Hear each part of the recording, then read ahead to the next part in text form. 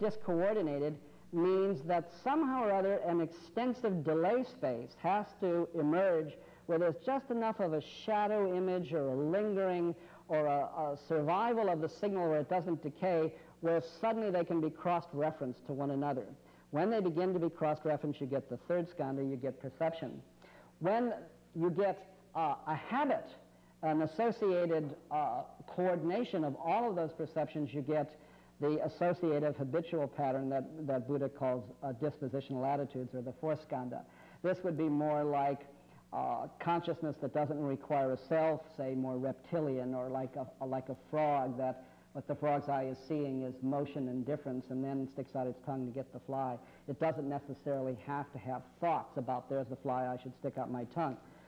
Now, the most important thing about this is that the cross-referencing requires time and generates a kind of temporal matrix, a temporal ensemble. And as these dispositional attitudes and the various sense channels begin to get more complicated, you get an ego. And so the ego is precisely the coordination of all these temporal differences, so that this ego floats like a standing wave in a river, that it is there and it isn't there in Buddhist terms of emptiness. So what I would want to do then is say, if you define each sense as one dimension, then consciousness is the state space of the perceptual system. And if you map all five senses and cross-reference the temporal difference, then this standing wave with its history and dispositional attitudes is what we want to call an ego. But it isn't necessarily this kind of deep mind that may be down at the cellular level that Maturana is talking about. This is a temporal ensemble. This is a consciousness of self that's organizing it. Now, this, of course, is where the quarrel between Buddhism and Christianity comes down, and Varela and I tend to be more on the Christian yogic Hindu side of this, and all my Buddhist friends. There are lots of Buddhists in Lindisfarne, like Robert Thurman and Gary Snyder and Baker Roshi and Joan Halifax. Actually, they gang up on us. There are more Buddhists than there are Christians. The Christians are just sort of me, David Spangler, and Dean Morton at the cathedral. So they're always ganging up on us, and basically in Varela's language in his book, The Embodied Mind, he likes to talk about selfless selves emerging in worlds without ground. I'm not happy with that, because I think it explains away what we really want to understand, which is precisely how does the self of self-organization emerge. If there are patterns of self-organization from noise, then what are these patterns? How does the temporal ensemble get stabilized? We don't want to just dismiss and say there is no self and there is no world and there is no ground. We want to begin to understand the emergent properties as they come forth.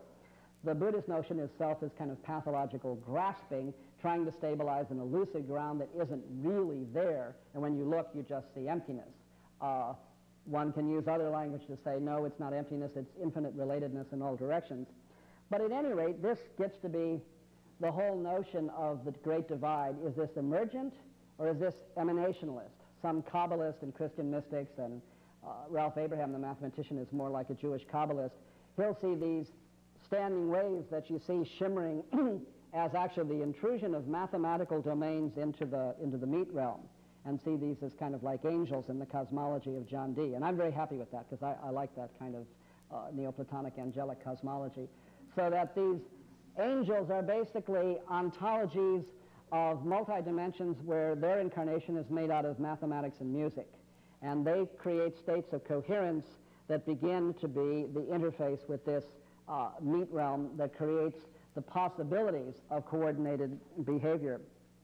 But the important thing, I think, in all of this level is to deal with the whole phenomenon of time. And so one of the things I want to focus on when Ralph gets here in the winter is the interesting period in cultural history when Proust and Poincaré and Satie and Bergson are all trying to, all these Parisians are all trying to articulate a new way of looking at time and memory and the recovery of past time. And Satie, as a Rosicrucian, is trying to take out time bars and measurements of time and just have tritonal chords and create extensive spaces of tonality where the whole notion of the phenomenology of the self as this delay space gets performed. And Proust, in his very famous scene in the Research for Past Time, talks about his experience of recovering past time with the Madeleine.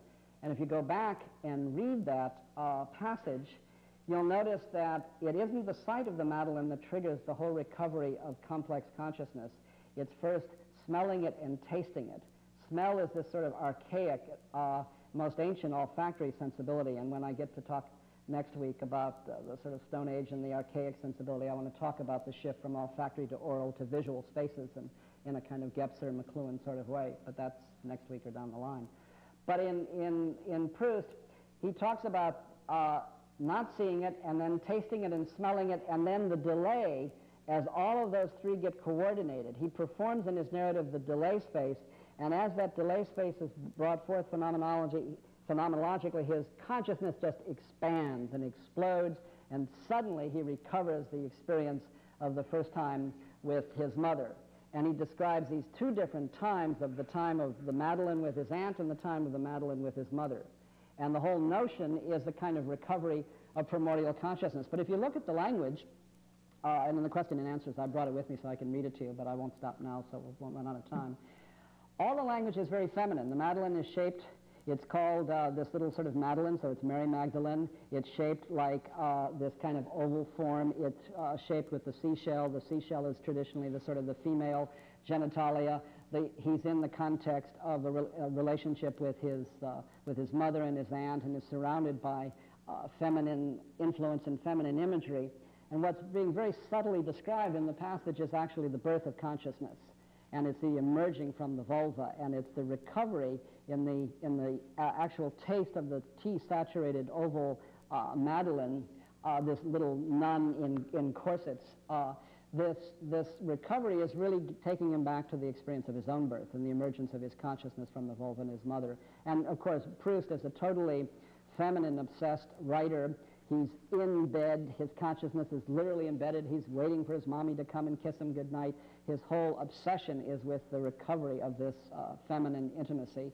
So the tea is actually a very French, discrete, symbolic deferral for the vulva, and it's really describing the emergence and the nature of memory, the nature of time, and the emergence and birth of consciousness. So it's all really all about birth, and since this is the week of the feminine conference here, why I think it's appropriate to deal with that. So memory generates an extensive field between two times, the Madeleine of the aunt and the Madeleine of the mother, and so this I emerges and is born from the matrix mother of stabilized time. And so this stabilization of time and the extensive space of the delay space is all about what egohood is about. What I think is really critical in trying to cross over all these different domains of science and literature and mysticism is to expand our geometrical imagination, which is why my friendship with Stuart Kaufman and Ralph Abraham is important to me and to Lindisfarne, because I think if you have the wrong topological image in your mind, you'll generate a kind of false consciousness and a false sort of problem. So you'll have an inappropriate phase portrait of the geometry of behavior that will either give you nihilism, you know, it's like in Boulder Buddhism, because everyone was raised in the suburbs and in American technological materialism. When Americans tend to get into Buddhism, they flip into nihilism. They call it Buddhism, but they're really talking about the flip side of a kind of nihilism, and it's really more often Nietzsche than Gautama, especially, I think, in the Boulder version of what I call Boulder Buddhism. I live in Colorado, so I'm up there a lot. This quality is also, so the flip side of materialism is nihilism, but also the flip side of sensitivity can be paranoia, that paranoids or science fiction writers can see all this new stuff coming in, but they generate the wrong topology, and they'll say, well, I was abducted by a flying saucer. They don't know how to deal with multidimensionality and angels, so they have to have tin cans and extraterrestrials or little radios, you know, planted in their chakra that are, you know, they're getting messages from beyond. And everything gets very concrete, three-dimensional, and described in terms of our technology. But if one begins to understand a 10-dimensional universe and deals with different topologies of complexity, then a lot of problems just disappear as the geometry that generated the concreteness just evaporates. So part of the kind of visionary importance of these new sciences of complexity is expanding our imagination to understand multidimensionality. So it is trying to just eliminate the self by saying, well, there is no self, they're just worlds without ground, that brushes away the problem where we want to say, wait, how does self-coherent, self-organization, how does it emerge from noise?